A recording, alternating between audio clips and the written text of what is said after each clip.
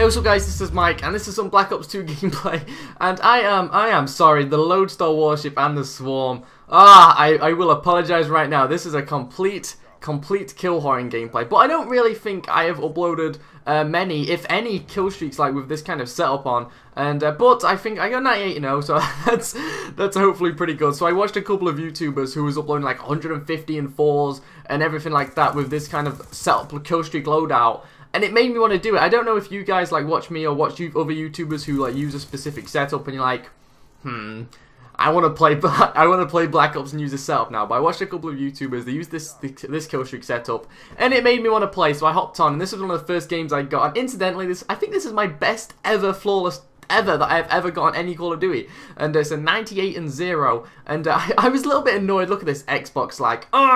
This is so fucking annoying. I have the really old white Xbox, so occasionally I get this stupid Xbox lag, and it fortunately didn't screw me over and die there, which was pretty cool. And here I was like, which one do I kill first? So I was trying to prioritizing my targets like a boss. So anyway, yeah, I've got the PDW on. Some people, I don't understand why some people think the PDW is like an overpowered weapon, because I personally don't feel that any weapons in Black Ops 2 are overpowered.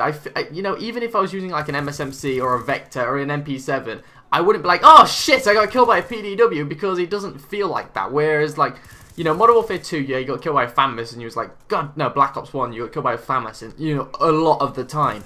But if you look at the kill feed, there's not PDW, PDW, PDW, PDW. There is a high, you know, mixture of weapons that people are using. So I don't really feel that any weapons are overpowered on this game. Granted, like, the PDW, I do believe is the best submachine gun, just because it has such a high clip rate, and I don't need to use the fast mags or the fast reloading thing, or extender mags for that matter, because it has 50 bullets without extender mags. That's why I opt for the PDW, because I play a lot of ground war, so, you know, a lot of enemies, especially when I'm in their spawn like I'm in this game, you know, I'm pretty much sat in the A spawn for the whole kind of game, and some reason they don't kill me, even though I'm not rocking out Ghost. You know, even I've got my kill streaks in the air, so I'm like AFK really in my kill streaks, and yet they don't really seem to kill me. Maybe they weren't getting any UAVs or anything like that.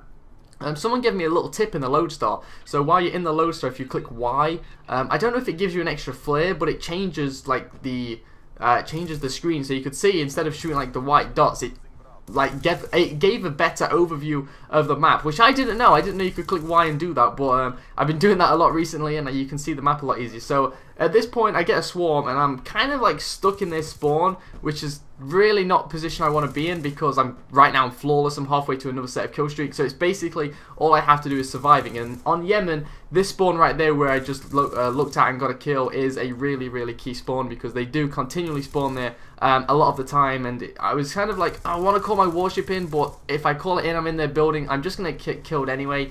So I decided to try and hop on the A flag, get the flag caps, so they would try and swap spawns, so I'd be able to call my warship in without too many worries. Hopefully they were going to spawn at C or the rock kind of area, and they did that. So after I caught the A flag, or helped cap the A flag, so that was all cool. Yeah, so I apologize for the kill horn gameplay. I'm trying to actually mix up a lot of games. So some people really enjoy seeing like 100 kills, or 95 and 1s, and 98 and 2s, and 70 and 0s. Some people love that, and some people like the 10k score games, the super objective play games, the random clash generators. So what I'm trying to do on Black Ops 2, sound like Ali again. What I'm trying to do on Black Ops 2 is give a wide variation of gameplays, and try and give you tips out as well. So in this map on Yemen, I'm going to be talking about tips. Actually, no. Flawless. Staying flawless is freaking hard in this game. It really is. I'm not even going to try and sugarcoat it. Like, oh, if you do this, you will go flawless. Because you don't. You fucking don't. Because flawless is freaking hard. Man, it's so hard in this game to go flawless, because you seem to get killed by bullshit.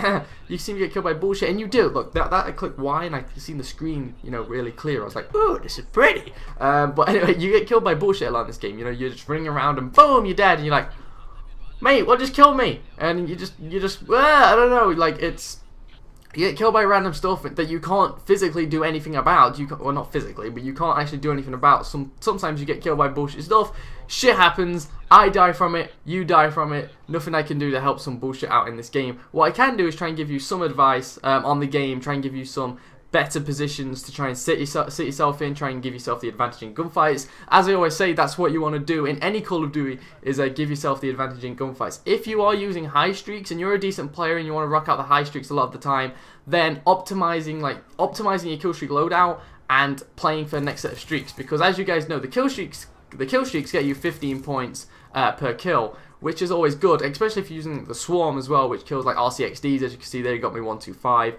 It takes out care packages, which is I think 125. It takes out UAVs, which is 75. So when you call in swarms and lodestars and such like that, make sure you stay alive and make sure you're not like sat in their spawn just standing out in the open. Make sure you actually go to a safe spot. As you can see, I was in this building where I'm shooting at right now. I was in there, but I thought a lot of enemies actually will be going to there, because it's kind of like the flank route to A. That building's on the way to the flank route, so I decided to sit in the other building, which, to be fair, not many people do go in that building. It's kind of like a deserted building on the map, so I decided to go there, and I kind of got lucky. I'm glad I did it, because someone else went in that building that I was shooting at, so that was kind of a good decision on my part to go in that building, and fortunately, you know, I just didn't die throughout this whole game while calling in the kill streaks, which kind of got a bit lucky, I guess.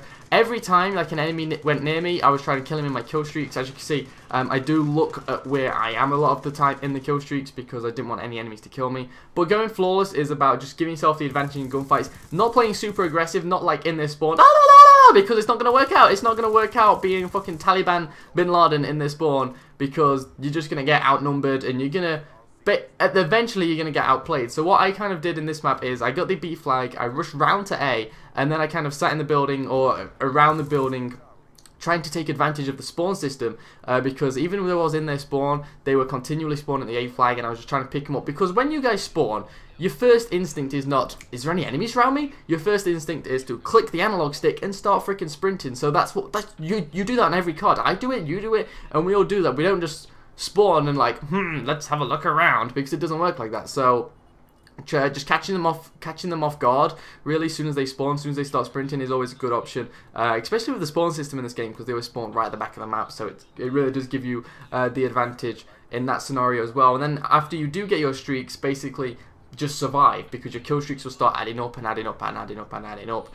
And hopefully you can get a nice little rotation pattern going, especially if you're using the big streaks. If you're using like the VSAT and stuff, you're going to get VSAT assists anyway, so staying alive is really key in that situation as well, because once you're calling your VSAT, you know, as soon as you die, you don't get the 10 XP for the assists. You know, it's only in that current life, so that's about it. And right now it's really close to 100 now, but, you know, the connection kind of played me over because I kept going to a free bar and stuff, and I kept sitting in the spawn. But hopefully you guys enjoyed it anyway. A 98-0 gameplay, and yeah, if you want to leave a like, rate, and help the video out, try and get 3,000 again, that would be absolutely amazing. Hopefully you guys enjoyed it. I'll see you all later. Hope you're having a great day. Bye bye. And there's also going to be Pokemon, because I like Pokemon, and who doesn't like Pokemon? So occasionally, yeah, I play different games, so instead of just chucking them away, I'm going to put them on that channel. So I got Pokemon Need for Speed,